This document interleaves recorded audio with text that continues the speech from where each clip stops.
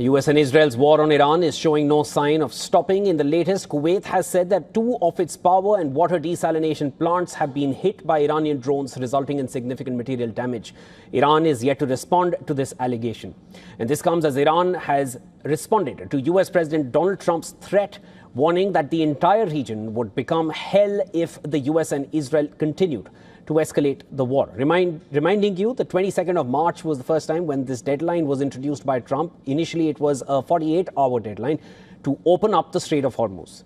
He had then threatened to target Iran's power plants if Iran does not comply. Tehran, in response to this, had said that it would blow up major energy facilities and desalination plants across West Asia if their civilian facilities are targeted. Kuwait also reported an Iranian attack on a desalination and electricity plant earlier in the week, just days ago. And at the point, Tehran blamed this on Israel. There have been several attacks on desalination plants in the ongoing war, sparked by US-Israeli strikes on Iran on the 28th of February. Bahrain reported an Iranian strike on a facility on the 8th of March, apparent retaliation for the US hit on Qasem Islands the day prior to that. West Asia is among the driest regions in the world, with many countries dependent on desalination plants for domestic and industrial water supplies.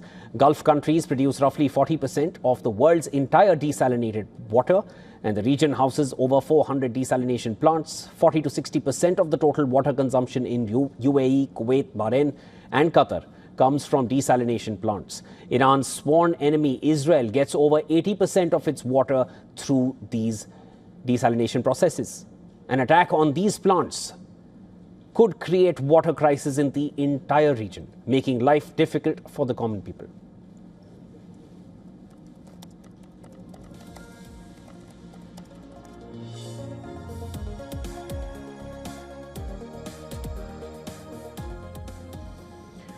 All right, to discuss the ongoing war further, I'm now being joined live by Stephen Golub from Benicia, California. He's a political analyst and lawyer. Mr. Golub, always a pleasure speaking with you. Thanks so much for making time.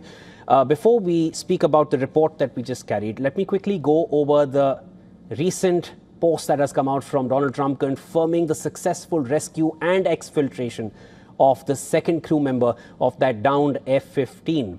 Now, it would definitely be a remarkable rescue, given the fact that these pilots, the first one rescued a day earlier, second one being rescued now, were deep inside Iran in those hills. And there are reports suggesting that this was a very intense firefight. This did not happen easily, and a lot of US assets were deployed.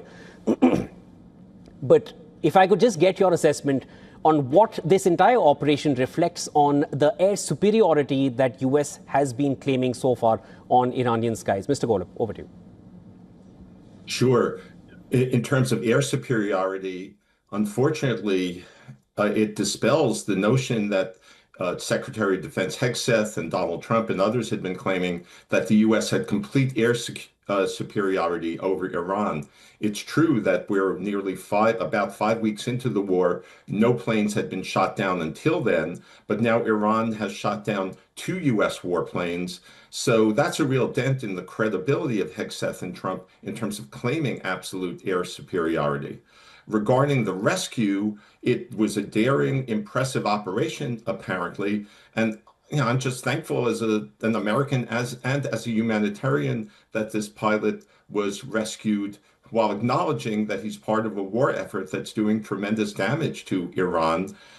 The upside of it in terms of the bigger picture, beyond the immediate saving of this pilot's life, possibly saving him from torture or other mistreatment, is that it's one less argument that Donald Trump could conceivably use for escalating the war. That is, now that the pilot's rescued and is not, as it turns out, a hostage in Iran, that may be one less reason for Donald Trump to bang the drums of war ever more loudly. On the other hand, Donald Trump may be so impressed by this, admittedly, yes, impressive rescue operation, that he may return to the notion that the U.S. military can do anything anytime it wants. And that's one of the the assumptions on his part, as poorly informed and arrogant and ignorant as he is. That's one of the assumptions that actually could buttress his determination to escalate the war. So it's a double-edged sword in terms of what this portends for the war.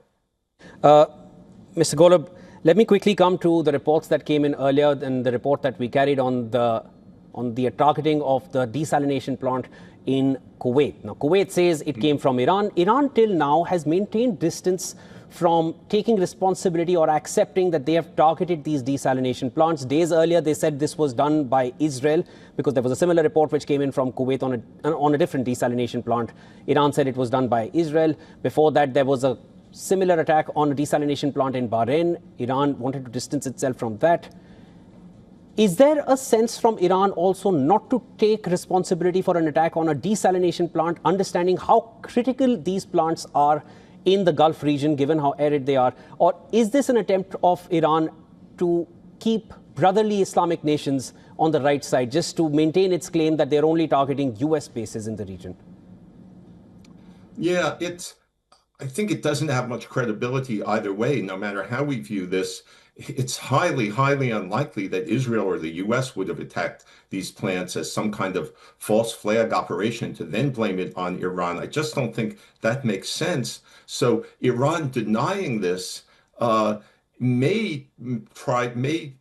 given, unfortunately, the degree to which Donald Trump has undermined US credibility in the world, Iran may, even though it has very little credibility itself, may try to assert and persuade some publics in some countries that, no, it's not responsible for this. It's not to blame. In terms of, not attacking fellow Muslims, a brotherly attitude towards them, I think that argument went out the door quite a while ago in terms of it's not just U.S. military installations or U.S. interests being hit. Large parts of these countries, oil facilities, refineries, and the like, some civilian locations have also been slammed by Iranian drones and missiles. So I just don't think whatever it tries to assert to say that Iran is not responsible, I don't think that holds much water, so to speak. So let me quickly come over to the 48-hour deadline, or whatever's left of that 48 hours now, towards that 10-day deadline, which was preceded by a 5-day deadline, which was preceded by a 48-hour deadline. Yes. All those deadlines Iran has not yielded. What do these 48 hours mean at this point? Again, Trump is sticking to his deadline and that threat that comes with it. Yeah, if I'm smiling, it's because I'm laughing till I'm crying about all these deadlines, because they are potentially so serious. I'd say there's a fair chance Trump will back down or at least delay yet again, claiming, oh, there's progress in negotiations or there's progress on the battlefield. We don't have to do this yet, because I hope that there are people whispering or even shouting in his ear that if you go after this civilian infrastructure or largely civilian infrastructure in Iran, not only will it constitute very possibly war crimes, but Iran will hit back in terms of hitting civilian infrastructure even more in the Gulf states. In Israel, it could hit it if it can, such as desalination plants. And I'm very glad, by the way, that you emphasize desalination plants in your report, because they are so crucial to the economies and the health, the well-being of the people in the Gulf. If Iran does slam back in retaliation or does escalate its attacks on desalination plants, that could end up being as significant an impact as what's going on with the oil markets in terms of economic and real human consequences for the Gulf. And since we're talking about that deadline, let me quickly come to what that deadline is for, is to accept a peace deal and the Strait of Hormuz, where Donald Trump also mentioned once again that we will open it up. Now, just before this is just in the last week, Donald Trump said that we can exit the war even if the Strait of Hormuz remains closed, tells his allies, go take your own oil, we've done the hard work, it's up to you now. The White House says it's not been a core objective of ours, and now again a post saying that we will open it up. Let me understand from you, how do you see it? Is it something as superficial as face saving that we couldn't get it done and I must get it done? Or is it something more to do with business? Because the Strait of Hormuz, as long as it remains closed, it will eventually affect the US as well. Well, I think it is. There are a complex array of factors here, some of which I honestly don't think Donald Trump understands. He's got a very superficial understanding of economics, a very superficial understanding of the region, kind of a practiced or cultivated approach on his part that almost emphasizes ignorance, even if he gets briefings and the like. So he's constantly changing the goals in terms of what this war is. One day I thought, one day it was supposed to be, let's eliminate Iran as a nuclear threat. And that is a legitimate goal. Don't get me wrong. Iran would be dangerous, not just to Israel and its neighbors, but to maybe countries beyond it if it had nuclear weapons. It's a horrible, despicable government that has no compunction about supporting terrorism and mass murdering its own people. But in any event, yeah, it keeps shifting. Trump has kept shifting the goals. One day it's open up shifting through the Strait of Hormuz. Another day, we'll let the Europeans or the rest of the world take charge of that. One day it's regime change, and next day it's the nuclear threat, or it's the ballistic missile threat, or it's Iran supporting terrorists abroad, et cetera, et cetera, et cetera. So whether he follows through on his threat could depend on could be linked to how he defines or redefines the goal of this military effort, which are unclear to much of the world, to most Americans, and perhaps even very sadly and dangerously to Donald Trump himself. Golub, in your appreciation, I'm just trying to understand your assessment calling Donald Trump's understanding of the war or economy superficial. Let me just ask you, all the statements that you mentioned regarding what Donald Trump has been saying, which are largely divergent, all of them, and it's an unavoidable and an unmissable fact that they are having a very pronounced effect on the stock markets. Do you still find these to be superficial attempts or statements? Yes. At times he's made optimistic statements to try to buttress the stock market, and he's very concerned about that. It would be ironic if Donald Trump ends up de-escalating somehow, if Iran lets him de-escalate even, in the interest of keeping the stock market from collapsing, or maybe helping it to rebound through the effect that may have. But the fundamental thing to understand here I'm sorry to hammer home on this, I don't think it gets enough attention in the mainstream press across the world, is that Donald Trump is fundamentally a narcissistic, deranged individual who may be demonstrating the early stages of dementia. And we can't analyze him as we would a normal conflict with normal leaders, as dangerous as those other situations can be. We've got someone incompetent and dangerous in charge of U.S. policy who could either be acting on his own impulses or on whoever's whispering something in his ear most recently. And that could be how the course of this war could be determined. And that's, frankly, a terrifying possibility. Mr. Golub, I largely understand your sentiment behind all your responses.